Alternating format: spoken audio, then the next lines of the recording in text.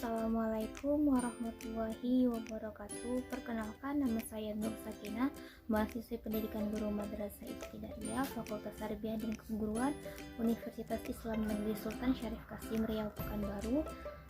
Video ini saya buat untuk memenuhi tugas mata kuliah TIK, yaitu dengan membuat sebuah mapping, yaitu buatan saya sendiri, karya saya sendiri.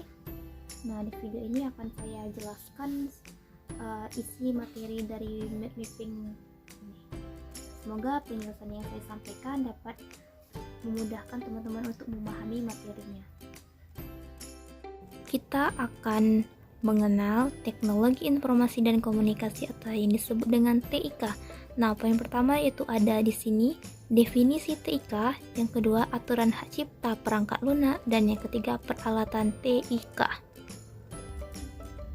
Kita perlu memahami akan keberadaan berbagai peralatan teknologi informasi dan komunikasi tersebut, yaitu dengan mengenal, menggunakan, dan merawat peralatan teknologi informasi dan komunikasi agar dapat dipergunakan untuk membangun potensi diri kita masing-masing. Teknologi informasi dan komunikasi atau TIK memuat semua teknologi yang berhubungan dengan penanganan informasi. Nah, jadi TIK adalah sebuah teknologi yang berhubungan dengan pengambilan, pengumpulan, pengolahan, penyimpanan, penyebaran, dan penyajian informasi. Yang kedua yaitu aturan hak cipta perangkat lunak. Hak cipta adalah hak eksklusif yang dipatenkan dan diakui sebagai kekayaan intelektual seseorang, kelompok, atau perusahaan. Sejak tahun 2003, kekayaan ini dilindungi sebagai hak atas kekayaan intelektual atau HAKI.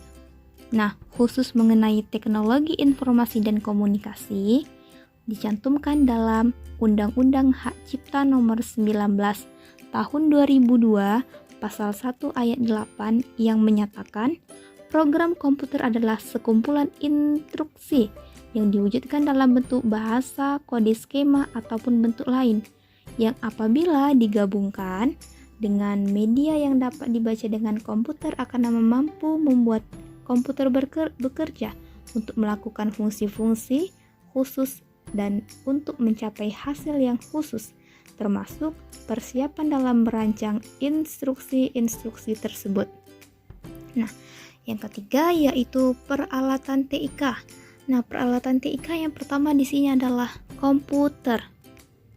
Komputer yaitu alat yang berguna untuk mengolah data menjadi informasi menurut prosedur yang telah dirumuskan sebelumnya.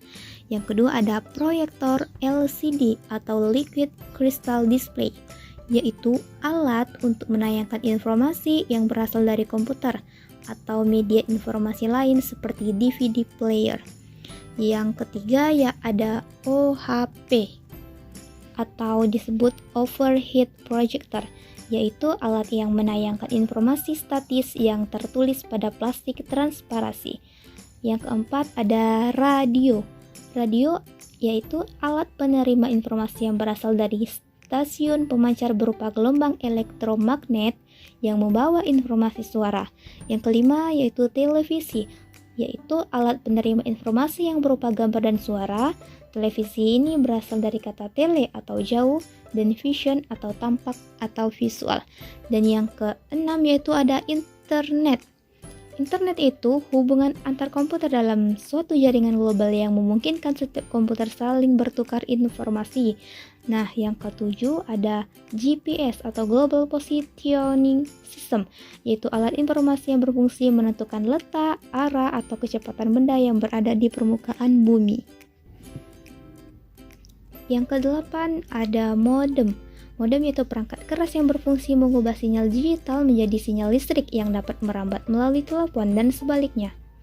Modem merupakan perangkat penting untuk mengakses internet. Dan yang kedelapan ada yang kesembilan ada handphone.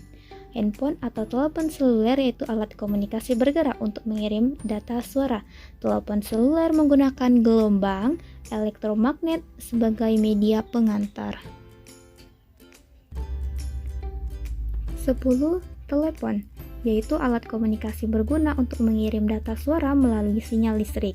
Yang ke-11, faksimil, yaitu alat untuk mengirim data dan menerima dokumen melalui jalur telepon. Yang ke-12 yaitu satelit komunikasi, yaitu benda muatan manusia yang diletakkan di ruang angkasa untuk keperluan telekomunikasi. Sekian video penjelasan dari saya, semoga dapat bermanfaat ya. Terima kasih.